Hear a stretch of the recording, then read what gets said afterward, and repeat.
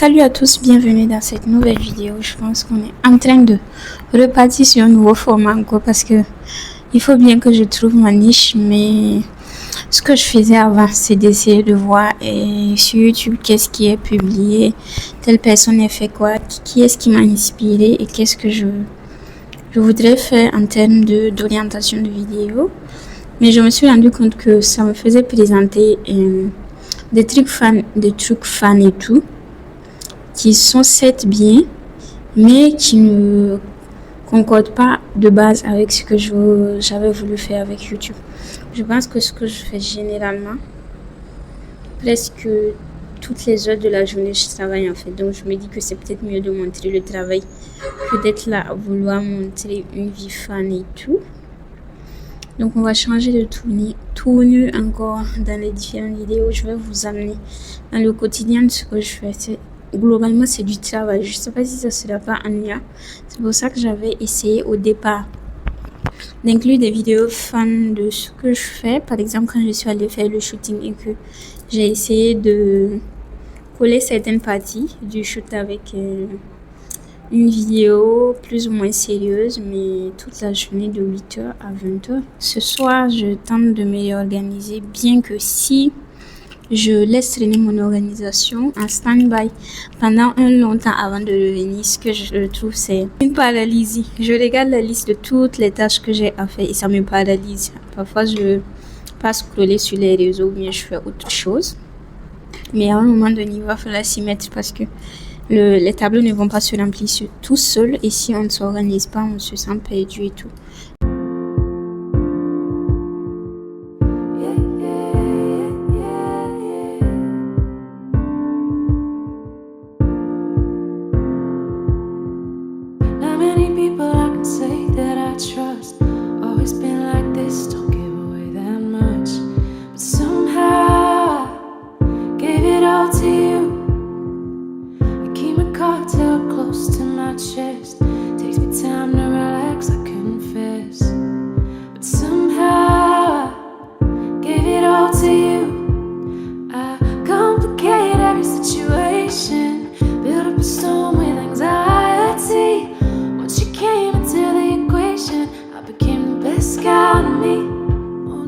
J'ai une difficulté dans mon organisation parce qu'en général, je veux, par exemple, demain matin, je voudrais me réveiller à 4h du matin, sauf que j'ai du mal à me coucher à 22h, par exemple. Je vais prolonger les tâches jusqu'à ce que 22h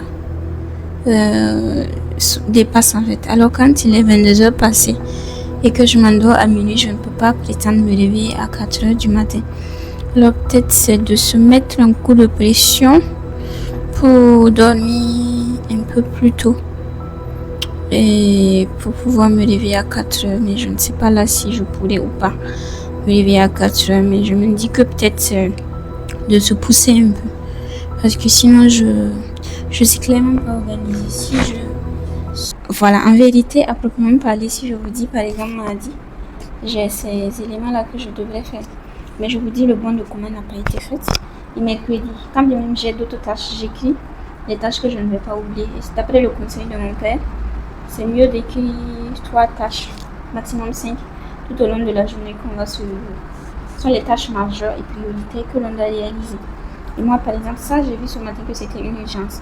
Mais je n'ai pas bloqué le créneau horaire pour revenir le faire. Et tout au long de la journée, je ne suis pas revenue ouvrir mon agenda. Vous allez me dire que c'est bête, c'est vrai. Je ne suis pas revenue ouvrir mon agenda pour voir ce qu'il y a en fait. C'est-à-dire, je me laisse aller avec selon le cours des activités. Et le piège quand on commence l'organisation, qu'on n'est pas très performant dans ce domaine, c'est ce qui nous arrive. Donc voilà 2 documents essentiels. Mais je sais que par exemple, le cerveau, je peux le corriger sur cette nuit avant de m'endormir. Mais là, il faut que je reporte ça demain. Et là, il était censé finir aujourd'hui et j'aurais pu le finir. Mais c'est juste que en me laissant aller aux activités qui se présentaient à moi, je n'ai respecté aucune organisation. Mais en fait, donne-nous la vérité, si c'est pour programmer, tracer de jolies cases comme ça, écrire, planifier et puis ne pas revenir checker pour voir ce qu'on doit faire et suivre les tâches qu'on est censé faire, ça ne sert absolument à rien de s'organiser en fait. Donc, il faut vraiment être connecté à cette organisation et pouvoir l'exploiter à fond. Sinon, on travaille dans le vide et après on se dit, ah pourtant je m'organise et tout, mais dans le fond, il n'y a pas d'organisation. Donc, il faut qu'on travaille sur le fond de l'organisation. Par exemple, le bon de commande que je regarde, il ne peut pas attendre demain. Mais si je vais le faire cette nuit, 22 heures va dépasser avant que je m'endorme. Enfin, je ne dormirai pas à 22 heures. Mais bon, ok.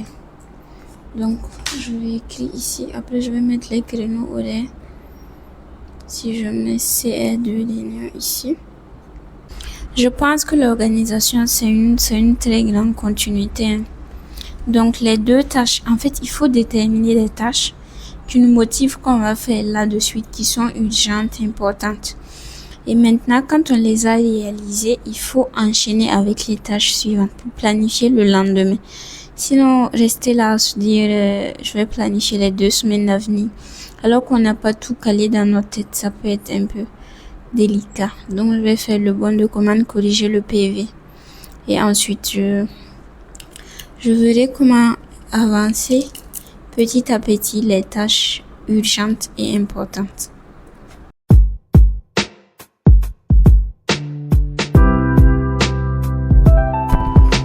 Voyons voir ce fameux PV.